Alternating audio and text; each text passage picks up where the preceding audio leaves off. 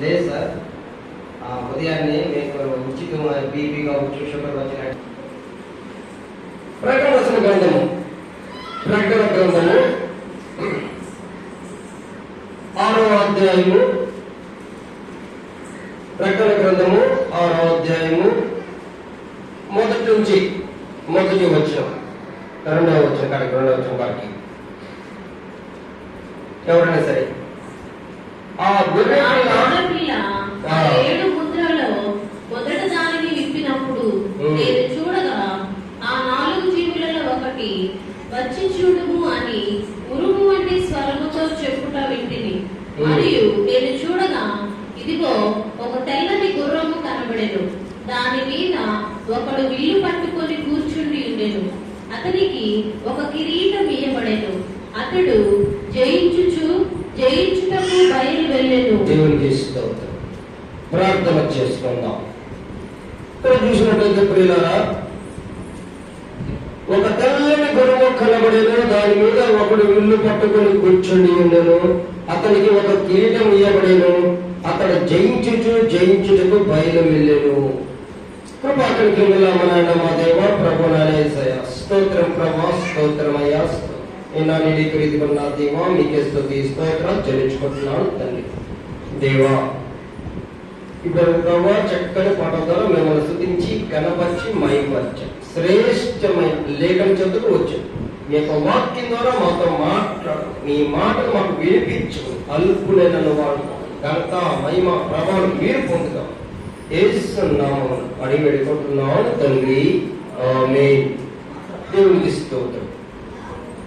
ఇలా చదువులేక వాక్యాలు చూసినట్లయితే ఆ గొర్రె పిల్ల ఆ 7 ముద్రలలో మొదటి దానిని విప్పినప్పుడు నేను చూడగా ఆ 4 జీవులలో ఒకటి రమ్మని ఉరుము వంటి స్వరముతో చెప్పుట వింటిని.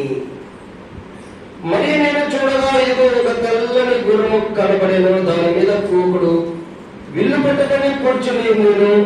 అతనికి ఒక కిరీటం ఇయ్యబడెను. అతడు జయించుటకు బయలు వెళ్ళెను. యేసు ప్రభుల వారు ఆయన ఆ ముద్రలో మొదటి ముద్ర విప్పినప్పుడు జరిగినది ఏంటంటే, రమ్ము యొక్క స్వరము ఆ జీవులలో ఒక ఏంటంటే రమ్ము అని చెప్పి ఒక ఉరుము వంటి స్వరంతో పిలుచడం మనం చూస్తున్నాం. అయితే అక్కడ చూస్తున్నది అక్కడ ఏం జరిగిందంటే, ఇదిగో ఒకటి తెల్లని గుర్రము కనబడేను. దాని మీద ఒకడు విల్లు పట్టుకుని కూర్చుని ఉండేను అంటున్నాడు. అతనికి ఒక కిరీటం ఇయ్యబడేను. అతడు జయించుటకు బయలు వెళ్ళేను. తెల్లని గుర్రము కనబడేను.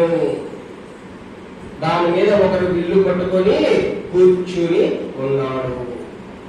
ఈ యొక్క తెల్లని గుర్రము, ఆ గుర్రం మీద కూర్చున్నారు అంటే ఏమి ప్రశ్న? ఎవరది? యేసు ప్రభువు. మన చక్కెర రసం ఉన్న చూస్తే అక్కడ కొన్ని గుర్రాలు చూపిస్తారు. అక్కడ ఆ గుర్రాలలో కొన్ని గుర్రాలు చేసేమో తెల్లని కొన్ని వచ్చేసి నల్లని గుర్రాలు, కొన్ని వచ్చి ఎర్రని గుర్రాలు, కొన్ని పాండులు వర్ణ గుర్రాలు, ఇలాగా కొన్ని రకరకాల గుర్రాలు చూపించాం. అయితే ఇక్కడ వచ్చినట్టే తెల్లని గుర్రము అని చెప్తున్నారు. ఆ తెల్లని గుర్రము, ఆ గుర్రం మీద కూర్చొని ఉన్నప్పుడు విల్లు పట్టుకొని జయించుటకు కూర్చొని ఉన్నాడు. జయించుటకు బయలుదేరాడు. ఈయన యేసు ప్రభుల వారు అని చెప్పి అనుకుంటారు, కానీ ఈయన యేసు ప్రభుల కాడు. ఈయన యేసు ప్రభుల కాదు. ఎవరు? అపవాది, సాతానుడు. అయితే తెల్లని గుర్రానికి ఎందుకు కూర్చున్నాడు అనుకోవచ్చు. వెలుగు దూత వేషము వేసుకున్నాడు. ఏం చేశాడు అక్కడ? వెలుగు దూత వేసుకొని జయించుటకు బయలుదేరుతున్నాడు. అంత్యదినాలు జరగబోయేది ఇదే అన్నమాట. ప్రజెంట్ ఇప్పుడు అంత్యదినాలే మొదలైన జరుగుతున్నాయి. కాబట్టి ఈ జరగబోయే గురించి మొదలుగా తెలియజేస్తున్నాడు. వెలుగు దూత వేసుకొని బయలుదేరుతున్నాడు అంటే ఎవరు? అపవాది, అంత్యక్రీస్తు. ఆ వెలుగుతో తెలుసుకొని బయలుదేరుతున్నాడు. అందుకని మనం చూస్తే అదే మనం కానీ కొరింథీ రాసిన పత్రిక చూడక మాట్లాడుతుంది చక్కగా రాస్తున్నాడు పౌలు భక్తుడు. కొరింథీ రాసిన 2వ పత్రిక 13వ అధ్యాయం 14వ వచనం. 13వ అధ్యాయము 14వ వచనం. అట్టివారు క్రీస్తు యొక్క అపొస్తల వేషము ధరించుకుని వారై ఉండి దొంగ అపొస్తలులను మోసగారులై పనివారై ఉన్నారు. ప్రియులారా, ఇక్కడ చూడండి, దొంగ అపొస్తలులు మోసగారులు వీరు బయలుదేరి ఉన్నారు. అపొస్తలులు చెప్పుకుంటూ నిజమైన అపొస్తలు కాదు, అపొస్తలు వాళ్ళు అపొస్తలులు చెప్పుకుంటూ బయలుదేరి మోసం చేసేవారు బయలుదేరి ఉన్నారని చెప్పి పౌలు భక్తుడు చెప్తున్నాడు. ఇది ఆశ్చర్యం కాదంటున్నాడు. ఇది ఆశ్చర్యం కాదు. ఎందుకంటే సాతానుడు తానే వెలుగు దూత వేషము వేసుకున్నాడు. వెలుగు దూత వేసుకుని పలువురు మోసపుచ్చుతున్నాడు అని చెప్పంటున్నాడు. కాబట్టి సాతానుడు ఎలాగా వస్తున్నాడు? ఏ రూపంలో వస్తున్నాడు? దేవుని రూపం. అందరూ ఏం కూడా తెలుసునా, నేను అదే చెప్తున్నాను, నేను ఇప్పుడు కూడా చెప్తాను. మందిరంలో ఎవరికైనా సరే దెయ్యం గాలి పట్టిందనుకోండి, దెయ్యం పట్టిందంట కదా, పట్టిందనుకోండి, బైబిల్ తీసుకుంటారు, లేస్తారు, ఆడికి వెళ్ళిపోయి పట్టుకుని ఓయ్ సాతానా వెళ్ళిపో అంట. ఏమంటారు వాళ్ళు? సాతానా వెళ్ళిపో అంట. ప్రార్థన చేయడం తప్ప నేను అన్నాను, ప్రార్థన చేయాలి. కానీ సాతాను నిజంగా వాడు మనకు కనిపిస్తే ఏమవుతాం? మనం నిలబడతామా? అసలు దేవుని దూతల గురించి తెలిసిన వాళ్ళు ఎలా ఉంటారు, వాళ్ళు ఏ విధంగా ఉంటారు? మనకేంటంటే దేవుని దూతలు మనిషి లాగా 2 రెక్కలు పట్టుకొని మామూలుగా చెప్పి అనుకుంటాం. కానీ దేవుని దూత, ఒక దూత ఎంత ఎత్తుంటుందో ఐడియా ఉంది తెలిసిన? ఒక ఊహ ఎలా ఎత్తుంటుందో. ఒక దూత ఒకసారి హిజ్కియా ప్రార్థన చేశాడు దేవుడికి. హిజ్కియా ప్రార్థన ఏం తెలిసిన? కన్నులు చూస్తే ఇసుక రేణుల వలె ఫుల్గా సైన్యం ఉన్నారు, ఫుల్గా సైన్యం ఇసుక చుట్టుముట్టారు. ఆ రాజు చాలా బలపడ్డాడు. అయితే ఆ రాజుని జయించడం హిజ్కియా వల్ల కాదు. కాబట్టి హిజ్కియా దేవుడి సన్నిధికి వెళ్ళి దేవుడి సన్నిధిలో ప్రార్థన చేశాడు, ప్రభువా ఏం చేయాలి అని నేను వాళ్ళు చూడ ఒకసారి ఎలా ఉన్నారట. దేవుడు అంటాడు భయపడగాకు అంటాడు. ఏమంటాడు? భయపడగాకు. ఎన్ని కేకలు వేసినా ఎన్ని చేసినా సరే ఒక్క బాణము కూడా వేయడు అని చెప్పాడు. ఆ రాత్రి దేవుడు దూతను పంపిస్తే ఆ దూత వస్తే, దూత యుద్ధం చేసిందా? దూత యుద్ధం చేయలా. ఆ దూత వచ్చింది అంతే. ఆ దూతను చూచి వాళ్ళందరూ టప్ప టప్ప టప్ప టప్ప పడిపోతా ఉన్నారు. అందరూ గుండె ఆగిపోతుంది. ఆ దూతను చూసిన వాళ్ళ గుండె ఆగిపోతుంది. ఏముంది తెలుసునా? బైబిల్లో 185,000 మందిని హతం చేసామంది. ఎంతమందిని? 185,000 మంది. దేవుని సన్నిధికి వచ్చిన ఒక్క దూత 185,000 మంది చనిపోయారు. కాబట్టి దేవుని దూతలు వాళ్ళు ఆ వెలుగు, ఆ ప్రకాశము, అలాగే వాళ్ళ కటౌటు, ఆ ఎత్తు వాళ్ళు అది చూసి మానవుడిని తట్టు కాలేదు. ఈ చిన్న గుండె తట్టు కాలేదు. ఒక పెద్ద ఊరు వస్తేనే ఏమిపోతే గుండె భయపడిపోతాం కదా. కాబట్టి అది తట్టు కాలేదు. కాబట్టి ప్రియులారా, సాతానుడు అందుకనే ఎప్పుడు కూడా సాతాను డైరెక్ట్ గా ఎప్పుడు కూడా మనకి కనిపించడు, రాడు అన్నమాట. సాతాను కనిపిస్తే మనం తట్టకాలి, సాతాను రాడు. అయితే ప్రియులారా, ఇక్కడ చూస్తే ఆ అపవాది ఏం చేస్తాడు అయ్యా అంటే, ఆ అపవాది ఏం చేస్తాడంటే వాడు డైరెక్ట్ గా వచ్చి వాడు ఏమి చేయడు. ఏం చేస్తాడు అంటే, ఏం చేస్తాడు తెలిసిన అపవాది ఎలాగ చేస్తాడు? ఒక్కసారి చూడండి ఏమని రాయబడిందో. ఆ అపవాది ఎక్కడి నుంచి ఎలాగ చేస్తాడనేది మనం కానీ ఒక్కసారి కానీ ఎవరు రాసిన వార్త, ఎవరు రాసిన పత్రిక, క్షమించింది, ఎవరు రాసిన పత్రిక, ఎవరు రాసిన మొదటి పత్రిక 2:18 వచ్చిన, ఎవరు రాసిన మొదటి పత్రిక 2:18 వచ్చిన. ఇది కడవరి కడియ, క్రీస్తు విరోధి వచ్చినని వింటిరి కదా. ఇప్పుడు అనేకులైన క్రీస్తు విరోధులు బయలుదేరి ఉన్నారు.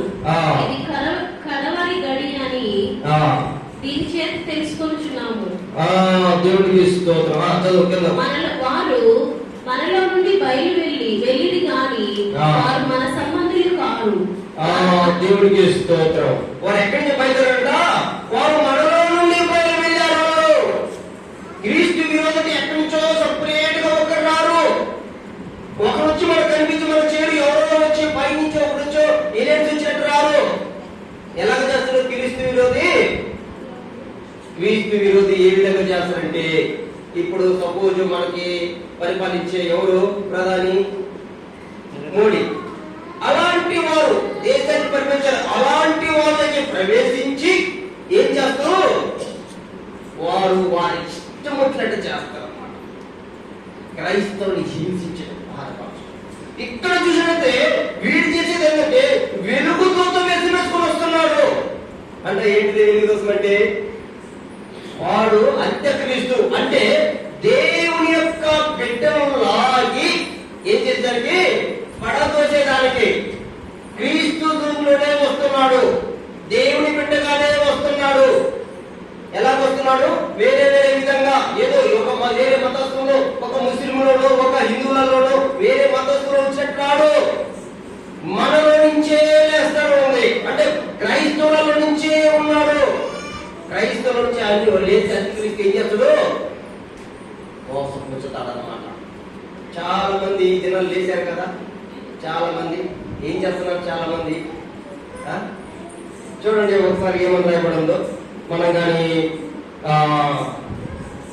ఒక్కసారి మనం చూసినట్లయితే తిమోతికి రాసిన మొదటి పత్రిక, తిమోతికి రాసిన మొదటి పత్రిక 4వ మొదటి వచనం. అయితే కడవరి దినములలో కొందరు అబద్ధికుల వేషధారణ వలన మోసపరచు ఆత్మలందును దయ్యముల బోధయందును లక్ష్యముంచి విశ్వాస భ్రష్టులందరినీ ఆత్మ తేటగా చెప్పుచున్నాడు. ఇలాంటి వాళ్ళు ఏం చేస్తారు అక్కడ? వాళ్ళు ఇలాంటి వారు కడవరి దినాలలో ఏదైతే వేషధారణ మోసపరచు ఆత్మ వేషధారణ.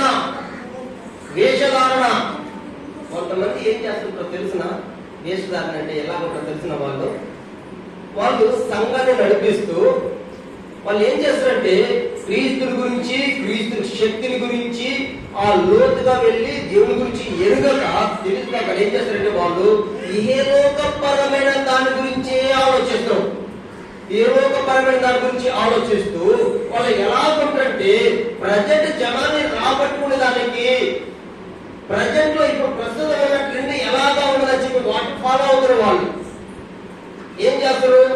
కొంతమంది ఇప్పుడు ఎక్కువగా హల్లెలూయా అని చెప్తారు అనుకో. ఇప్పుడు అది బాగుంది అనుకో, హల్లెలూయా అంటే జనాలు ఎక్కువ పోతారు అనుకో, దాన్ని స్టార్ట్ చేస్తారు మందిరంలో. అది స్టార్ట్ చేస్తారు వాళ్ళు. అది స్టార్ట్ చేసి ఆ విధంగా చేయగలుగుతారు. అది కొంతకాలం. ఆ తర్వాత ఏం చేస్తారు? కొంతకాలము. ఆ తర్వాత కొంతమంది మళ్ళీ భాషలు మాట్లాడుతూ అందరూ అక్కడ బాగున్నది భాషలు మాట్లాడుతూ అందరూ అనుకుంటారు పోతారు అనుకోండి. అది మళ్ళీ స్టార్ట్ చేస్తారు. ఆ తర్వాత ఏం చేస్తారు? కొంతమంది రోగులు స్వస్థపరిచినట్టుగా ప్రార్థన చేసి లేదా ఎన్నో సాధనాలండి లేదా ఖర్చు కానీ ఉంటే పోతున్నారని చెప్పేసి ఇలాగ టీవీలో చూస్తారు కదా. ఇలాగ చేస్తున్నప్పుడు అవి చూసి వెళ్తారు. అది స్టార్ట్ చేస్తారు. అంటే అర్థమైంది వీళ్ళకి నేను దేవునికి ఇష్టకరంగా సేవ చేయాలి, నా ఎలా చేస్తే నా దేవునికి ఇష్టకరంగా ఉంటది అని దేవుడి మీద వాళ్ళ ఆలోచనలు, వాళ్ళ ధ్యానము, వాళ్ళ ఏవి కూడా దేవుని మీద ఉండవు. వాళ్ళ దేవుని దేని మీద ఉంటాయి? వాళ్ళకి ఆకర్షణ ఈ లోకపరమైన ఎలా చేస్తే వస్తారు, ఎలా చేస్తే మరి నాకు ఇదిగా ఉండదు బాగా చెప్పి దీని మీదనే ఆలోచించదు అన్నమాట. కాబట్టి ఇప్పుడు ఇదన్నమాట వెలుగు దూత వేసుకొని ఇలాగా చేసేదన్నమాట. ఇలాగా చేస్తున్నా దేవుడు చేసుకోవాలి. వాడు ఇక్కడ చూసినట్టే వెలుగు దూత వేసుకొని వస్తున్నట్టుగా చూస్తాడు. తర్వాత ప్రియులను మనం చూస్తే ఏమో చూడండి, ఏమైనా అక్కడే రాకూడదు. వానికి ఒక కిరీటం ఇయ్యబడేను అని ఉంది. ఏముంది అక్కడ? తెల్లని గుర్రం మీద కూర్చుని విలుపట్టుకున్న వాడికి ఏం చేసింది? అక్కడ ఒక కిరీటము ఇయ్యబడేను. వాడు జయించుటకు బయలుదేరును అని చెప్పి రాయబడింది. ప్రియుల, వాడికి ఒక కిరీటం ఇయ్యబడేను. కిరీటం అంటే దేనికి సాదృశ్యంగా ఉన్నది? అధికారానికి సాదృశ్యంగా ఉంది. కిరీటం అంటే అధికారానికి సాదృశ్యంగా ఉన్నది. అంటే వాడు పనులు వాడు చేసేదానికి, జయించుకునే దానికి, వాడు చేతలేదు వాడు చేస్తున్న దానికి దేవుడు ఏం చేస్తున్నాడు? వాడికి పర్మిషన్ ఇస్తున్నాడు, వాడికి అధికారం ఇస్తున్నాడు. ఇది దీనికి అర్థం. ఆ కిరీటం, వాడికి ఒక కిరీటం ఇవ్వబడింది అంటే, వెళ్ళు నీ చేతనేది నువ్వు చేసుకో అని చెప్పి వానికి అధికారం ఇస్తున్నాడు. ఇక్కడ మనం ఒకటి గమనించాలి. మొదట ఏంటంటే, చాలా మంది తెలియక ఏముందంటే, దేవుడి కన్నా కూడా సాతానుకు ఎక్కువ భయపడతాం. తెలుసునా మీకు? దేవుని భయపడతావా సాతాను భయపడతావా అంటే, చెప్పేదానికి ఏమో దేవునికి భయపడతానంటూ, కానీ వాస్తవానికి ఎవరికి భయపడతారు? సాతానుకు భయపడతాం. దేవుడి కదా భయపడేది, సాతానుకు భయపడతా. ఏమీ లేదు. ఒక చిన్న మాట చెప్తాను నేను, సాతానుకి ఎలా భయపడతాను అనేది. మనం వెళ్తాం కదా దారిలో, ఆ దారిలో నువ్వు 10 సార్లు తిరుగు, 10 సార్లు అటు ఇటు తిరుగు, నువ్వు 10 రోజులు తిరుగు, ఏం లేదు. నువ్వు కావాలి పోతావు, ఇంటికి పోతావు, బాగా నిద్రపోతావు, నీకు ఏమీ లేదు. బాగా ఒక్కరు వచ్చి ఆ దారిలో ఏమీ లేదు, మన ఓటు పసుపు కుంకుము అవి తీసుకుని 2 నిమ్మకాయలు తీసుకొచ్చేసి అట్లా పోసేసి కట్ చేసి ఆడ పెట్టేసిండు అనుకో, నువ్వు ఆ నుంచి దాటిపోయిన అనుకో, పక్కన ఒక వస్తాడు చూసి, ఏమో అది దాటుకోవాలి, చాతపడుతుంది, నిన్ను ఇంకా వదలరు, ఇంకా నేను చుట్టుకుంటాను, నువ్వు అయిపోతావు అని అనుకో, ఇంకా అక్కడి నుంచి ఏమవుతున్నా, ఇంటికి పోయినా కానీ, పనుకున్నా కానీ, కూర్చున్నా పనుకున్నా, ఏం చేసినా ఏమవుతుంది? నిద్ర పడతా? పనుకుంటే కూర్చుంటే ప్రశాంతంగా ఉంటాడా? ప్రశాంతంగా ఉండడు. కూర్చున్నా ప్రశాంతంగా ఉండడు, పనుకున్నా నిద్ర పట్టదు, మైండ్ అదే ఫీడింగ్ అదే వస్తుంది అన్నమాట. అంటే అర్థమైనది. ఎవరో భయపడుతున్నారు, నా దేవుడు ఏమవుతుంది, ఏమీ కాదు, నా దేవుడు అని చెప్పి అది రాదు. అదే భయం. ఒక పని చేయండి మీరు, అలాంటి తెలియక జరిగిన ఒక పని చేయండి. నేను చేసిన పని చేయండి. ఒకసారి నేను బయటికి వెళ్ళి వస్తుంటే, బయట ఒక ఎడారిలో అక్కడ ఇలాగే ఏదో చేతబడైపోతం చేశారు అక్కడ. ఆ తర్వాత నాకు తెలియక నేను దాటి వచ్చేసాను. వచ్చిన తర్వాత నేను చూశాను. దాటిన తర్వాత ఏదో చేతబడి చేస్తుంటారు కదా, ఉంటాయి కదా చేతబడి, చేస్తుంటారు కదా. ఏం చేస్తే నేను వచ్చేసి ఇంట్లోకి వెళ్ళకముందే ప్రార్థన చేస్తున్నాను. ప్రభువా, నీకు తెలవకుండా ఏది కూడా ఏమి చేయలేదు. కాబట్టి ఎలాంటి దురాత్మ ఏమి కూడా తెమ్మని ఏమి చేయకుండా నువ్వే నన్ను ఎల్లవెళ్ళను కాపాడి, నువ్వే ఇప్పుడు కూడా నువ్వే నన్ను కాపాడని చెప్పి ఏమి నాకు ఒక చెడు కాపలోచు కానీ, భయం నాది కానీ, ఇది కానీ ఏమీ లేదు. కాబట్టి దేవుని మీద విశ్వాసం ఉంచండి. దేవుని మీద ఏ విషయం సరే, ఎవరు ఏం చెప్పినా సరే దేవుని మీద విశ్వాసం ఉంచండి, ప్రార్థన చేస్తాను. దేవునికి మించి మరి ఏది కూడా ఈ లోకంలో లేదు. దేవునికి మించి మరి ఏది కూడా ఈ లోకంలో లేదు. సర్వాధికారం కలిగిన వాడు ఎవరంటే దేవుడు అనే విషయాన్ని గుర్తుంచుకోండి. ప్రియులారా, మన కానీ ఒక్కసారి చూడండి ఏమని రాయబడిందో. మన కానీ మత్తయి రాసిన వార్త 8:28 అక్కడ చూసినట్టే ఆ యేసు ప్రభు వారు ఆయన ఏం చేశాడంటే, గదరేనీయుల దేశములకు వెళ్ళగా దెయ్యము పట్టిన 2 మనుషులు వాళ్ళు ఏం చేశారు? వారు మిగులు ఉగ్రాంతులైనందున ఎవడును ఆ మార్గమున వెళ్ళలేకపోయాను. వారు, ఇదిగో దేవుని కుమారుడా యేసు, నీతో మాకేమి, కాలము రాకముందే మమ్మల్ని బాధించుటకు ఇక్కడికి వచ్చితివా అని కేకలు వేసిరి. దేవునికి స్తోత్రం. ఇక్కడ మనం చూస్తే వీళ్ళు ఏమన్నారంటే, యేసు ప్రభువు మీరు ఎవరు అంటే మేము సేన అని చెప్తారు. ఇక్కడ మనం చూస్తే ఆ సమాజంలో నివసించేవారు వారిలో చాలా దురాత్మలు ఉన్నాయి. ఒకటి కాదు, రెండు కాదు. మామూలుగా ఏమంటారంటే 2000 దెయ్యాలు అంటారు, 2000 దురాత్మలు అంటారు. అది దేని బట్టి అంటే ఆ పందులను బట్టి అంటారు. కానీ 2000 కాదు, అక్కడ మేము సేన అన్నారు వాళ్ళు. ఒక్క సేన వచ్చి 12,000 అధికమై అనమాట. కాబట్టి ఇప్పుడు ఇలా ఇక్కడ చూస్తే వాళ్ళు చాలా మంది వాళ్ళు. అయితే వారు యేసు ప్రభు దగ్గరకు వచ్చినప్పుడు వారు అంటున్న మాట ఏంటో తెలుసునా? దేవుని కుమారుడా, మాతో నీకేం పని?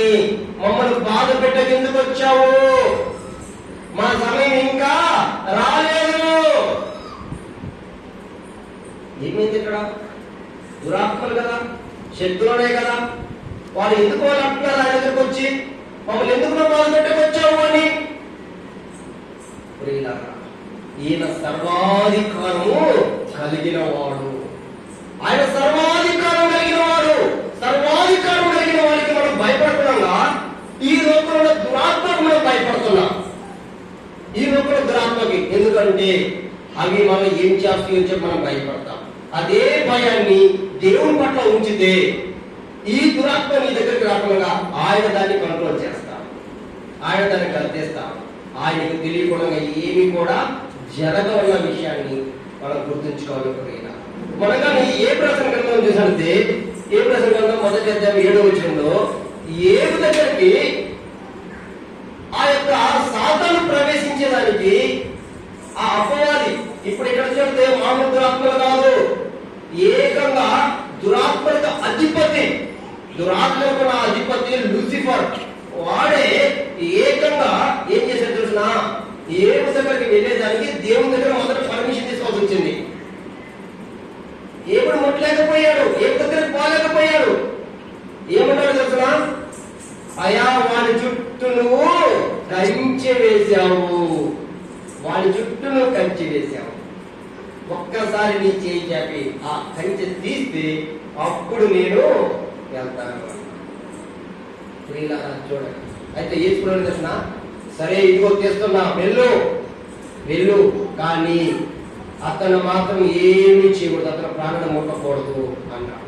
అంటే దేవుడు ఎంతవరకు పర్మిషన్ ఇస్తే అంతవరకే వాడు పని చేస్తాడు, అంతకు మించి వాడు ఏమీ చేసేదానికి లేదనమాట.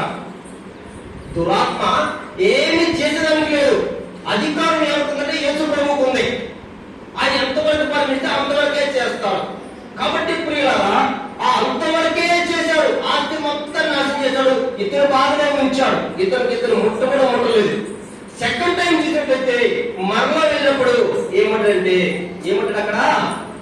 ఆస్తి పోయింది కదా, అతను ఆరోగ్యంగా ఉన్నాడు కదా, కాబట్టి నేను స్తుతిస్తున్నాడు అన్నాడు. అంటే సెకండ్ టైం కూడా మరలా పర్మిషన్ అడుగుతున్నాడు. అంటే తన దేహానికి ఏదో ఒక జబ్బు, అతని కురుపులు అలా తీసుకొచ్చి తనని బాధ పెట్టేదానికి నాకు అధికారం అప్పుడు నేను స్తుతిస్తాడు అని అన్నాడు. పర్మిషన్ అడుగుతున్నాడు. అప్పుడు దేవుడు ఏమంటాడు?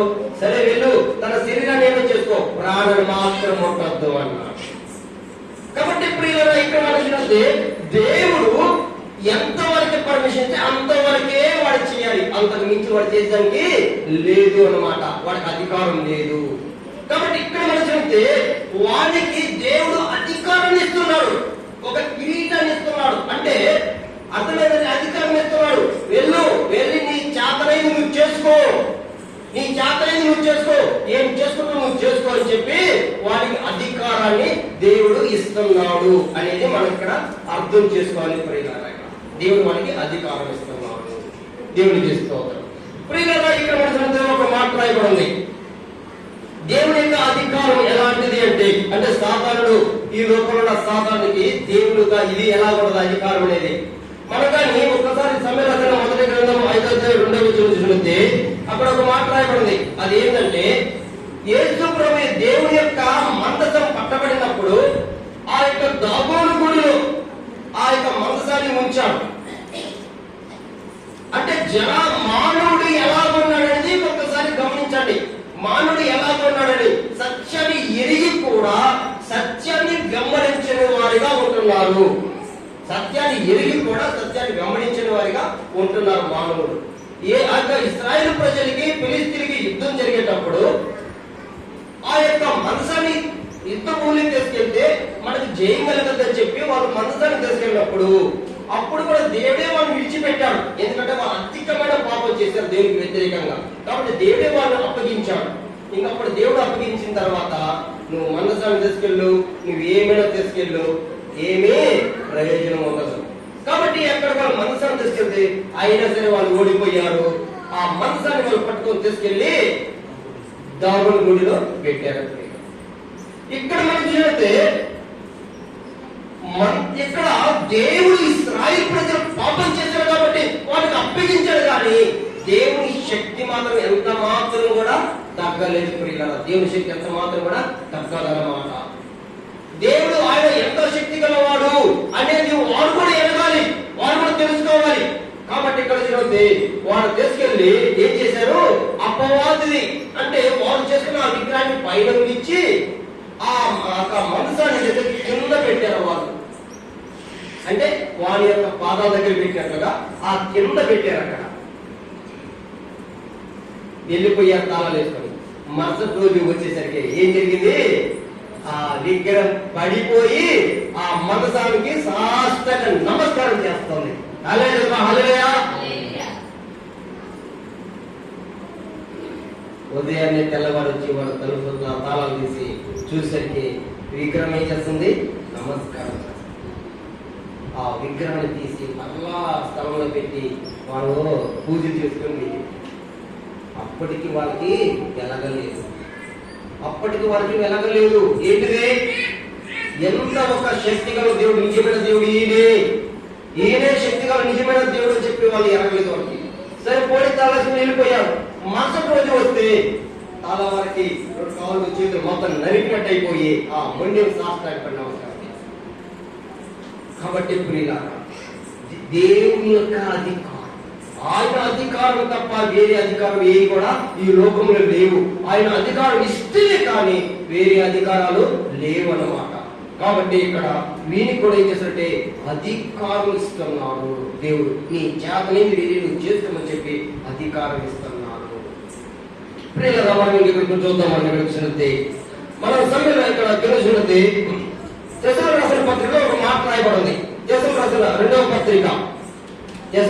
రెండవ పత్రిక 2వ అధ్యాయం 7వ వచనం. తెస్సలోనికీయులకు రాసిన రెండవ పత్రిక 2వ అధ్యాయం 7వ వచనం. ధర్మ విరోధి సంబంధమైన మర్మము ఇప్పటికే క్రియ చేయుచున్నది గాని ఇదివరకు అడ్డగించుచున్నవాడు మధ్య నుండి తీసివేయబడు వరకే అడ్డగించును. అప్పుడు ఆ ధర్మ విరోధి బయలుపరచబడును. ప్రభువైన యేసు తన నోటి ఊపిరి చేత వారిని సంహరించి తన ఆగమన ప్రకాశము చేత నాశనము చేయును. దేవుడికి స్తోత్రం. ధర్మ విరోధి అంటే ధర్మ విరోధి ఇదివరకే పని చేస్తున్నాడు. అంటే సాతానుడు ఇప్పుడు ప్రత్యేకంగా ఇప్పుడు వచ్చి ఎప్పుడు పని చేసేవాడు కాదు, ప్రారంభం నుంచి వాడు పని చేస్తున్నాడు. అందుకనే దొంగ అపోస్తులు, దొంగ క్రీస్తులు వీళ్ళందరూ కూడా బయలుదేరని చెప్పింది. కాబట్టి ఆ దొంగ ప్రవక్తలు అందరూ బయలుదేరి వచ్చింది ఏంటంటే వాడు ఇదివరకే పని చేస్తున్నాడు. అయితే వాడు పని చేస్తున్నాడు, అయితే ఇది వరకు అడ్డగించేవాడు ఏం చేస్తున్నాడు, అక్కడ వాడిని అడ్డగిస్తున్నాడు.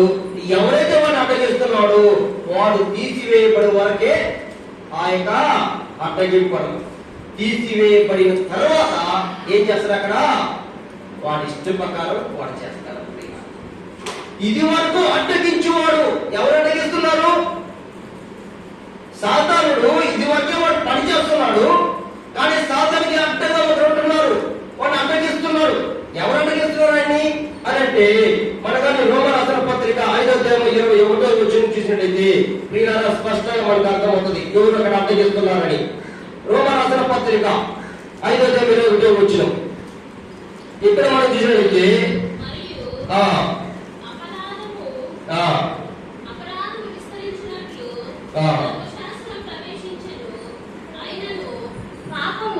మరణమును ఆధారం చేసుకుని ఎలాగూ ఏలెనో అలాగే నిత్య జీవము కలుగుటకై నీతి ద్వారా కృపయు మన ప్రభువైన యేసుక్రీస్తు మూలముగా ఏలు నిమిత్తము పాపము ఎక్కడ విస్తరించెనో అక్కడ కృప అపరిమితముగా విస్తరించెను. దేవునికి స్తోత్రం. పాపం ఎక్కడ అపరిమితంగా పాపం ఎక్కడ విస్తరించెనో అక్కడ కృప అపరిమితముగా విస్తరించెను. అంటే సాతాను ఎక్కడికి వెళ్ళి సాతాను ఎక్కడ పని చేస్తున్నాడో, ఎక్కడ వాడు పని ప్రారంభించాడో అక్కడ, అంటే ఎక్కడ సాధన పడేది, పాపంలోకి మానవుని తీసుకెళ్ళటము. అంతే కదా, మానవుని పాపంలోకి తీసుకెళ్ళటము, వాడి పాపం పడవేయటము, అది సాధారణ పని. ఈ దినాలు చూసారా ఎలా ఉందో? ఈ దినాలు సొదొమ గుమొర్రా పట్టణంలో ఎలాగ ఉన్నదో అంతకన్నా ఘోరంగా తయారవుతుంది లోకం, అంతకన్నా ఘోరంగా. ఎందుకో తెలుసునా? ఆ దినాలలో దేవుడు ఆ రెండు పట్టణాలను నాశించడం కారణం అంటే పాపం భయంకరంగా విస్తరించిపోయింది. దేవుడు పైనుంచి నా దగ్గరగా వచ్చిన మొర ప్రకారం కాకుండా స్వయంగా నేనే వెళ్ళి చూడాలని చెప్పి దేవుడు దిగి వచ్చి చూసినప్పుడు ఏమైపోయింది? అక్కడ పాపంతో నిండిపోయింది. అంతకన్నా భయంకరంగా ఈ దినాలలో పాపం పెరిగింది. కారణం ఏంటో తెలుసిన? కారణం ఏంటిదో ఫోన్లతో నీకు ఏది కావాలంటే అది ఫోన్లో వస్తుంది. నువ్వు ఏమి చూడాలనుకుంటే అది ఫోన్లో వస్తున్నది. ఫోన్లు ఏం చేస్తున్నారు? చిన్నపిల్లలకు అప్పగిస్తున్నారు. ఫోన్లు ఏం చేస్తున్నారు? చిన్నపిల్ల ఫోన్లు చదువుకున్నా చదువు లేకపోయినా వాడు డౌన్ ఉన్నాడని విలేజ్ లో తేడా ఏమీ లేదు.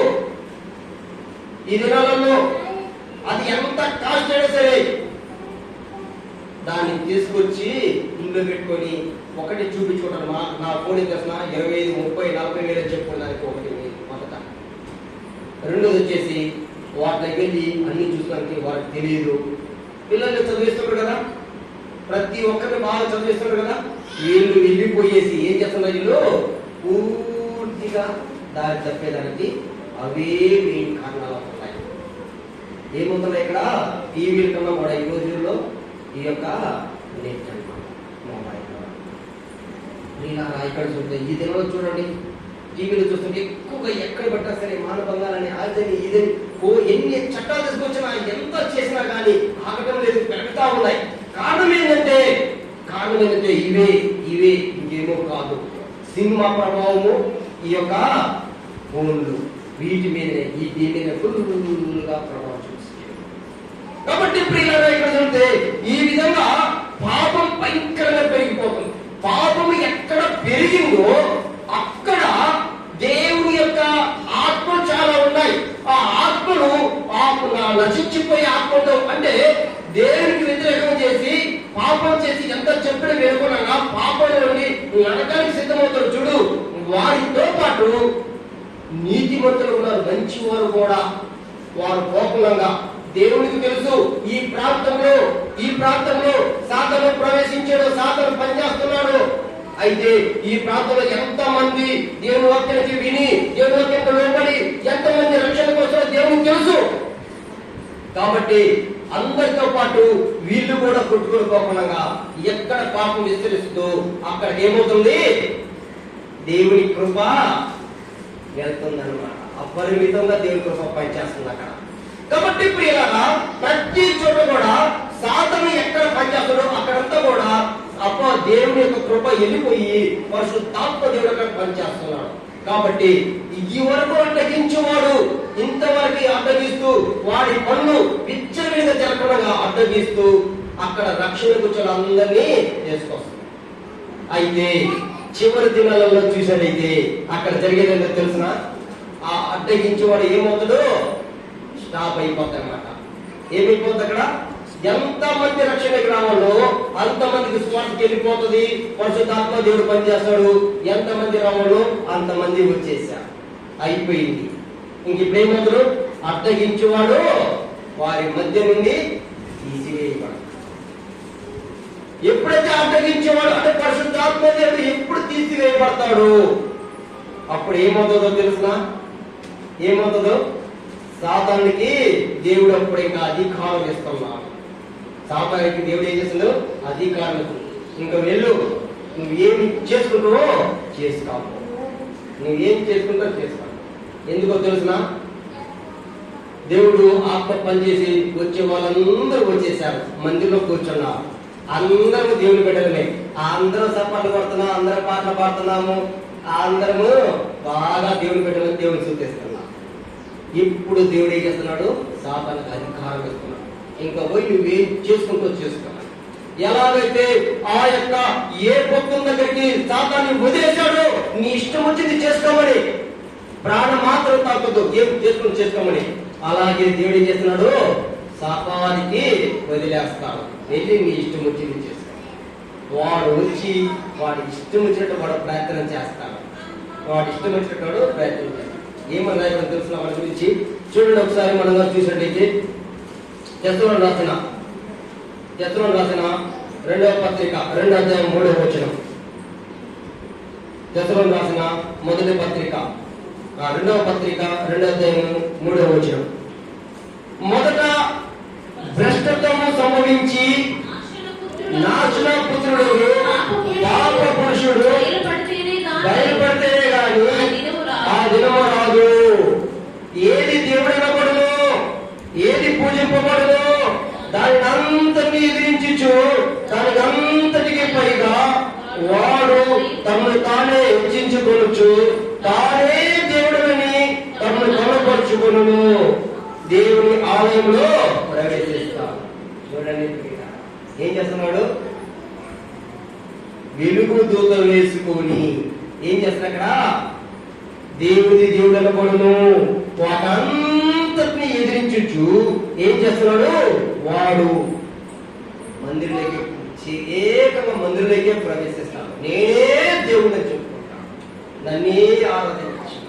అదే అనమాట అంత్యక్రీస్తు అంటే. కాబట్టి ప్రియులారా, వాడు వెచ్చల విడిగా చేస్తాడు. ఇంకా వాడి గురించి చెప్పాలంటే చాలా ఉన్నాయి, ఇప్పుడు సమయం కాదు, మనం చెప్పలేము. కాబట్టి ఇంకా వాడు వెచ్చల విడిగా వాడు వెలుగు దూత వేసుకొని వాడి ఇష్ట ప్రకారం చేస్తాడు. ఆ అధికారం దేవుడు ఇస్తాడు. నువ్వు ఏం చేసావు ఆ సమయంలో జాగ్రత్తగా ఉండాలి. యేసు ప్రభువు ఏమంటాడు తెలుసిన? యేసు ప్రభువు ఏమంటాడు? మత్తయి సువార్త 24వ అధ్యాయము 23వ వచనం చూడండి. యేసు ప్రభువు ఏమంటాడు? మత్తయి సువార్త 24:23. ఆ కాలమందు ఎవరైనా ఇదిగో క్రీస్తు ఇక్కడ ఉన్నాడు, అక్కడ ఉన్నాడని చెప్పిన ఎడల నమ్మకుడే. అబద్ధపు క్రీస్తులను, అబద్ధ ప్రవక్తలను వచ్చి సాధ్యమైతే ఏర్పరచబడిన వారి సైతము మోసము చేయుటకై క్రియలను, అద్భుత కార్యాలను జారీ చేస్తారన్నమాట.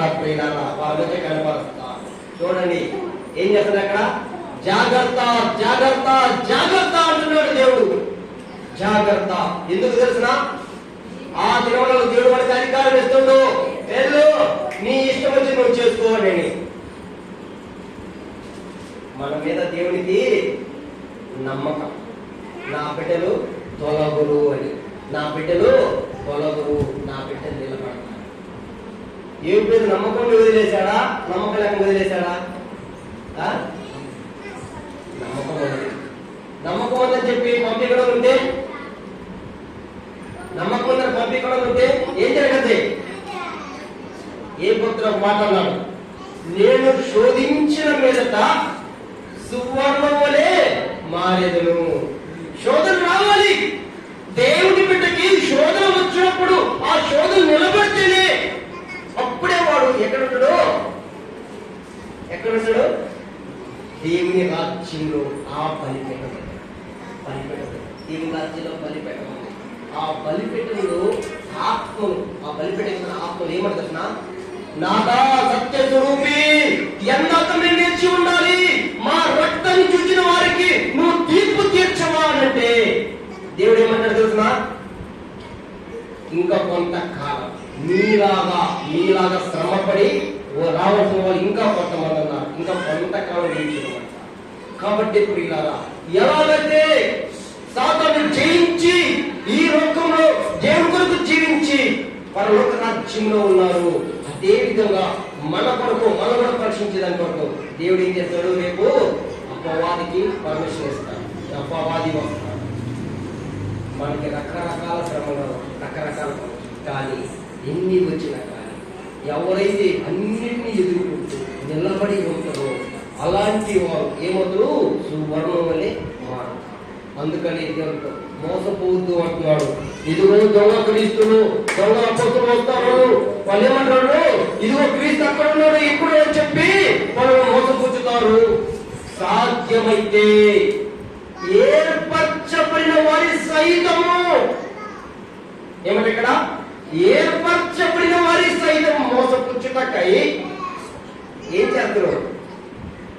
గొప్ప సూచక్రియ అద్భుత కార్యాలు జరిగిస్తారు. అంటే అర్థమైంది, నిజంగా నిజంగా దేవుని బిడ్డ, నిజంగా దేవుని బిడ్డ అని చెప్పి వాళ్ళు వెంబడించేటట్టుగా చేస్తారు. అంటే బాగా భక్తిలో దేవుని ఎదిగే వాళ్ళు కూడా మోసపోతారు.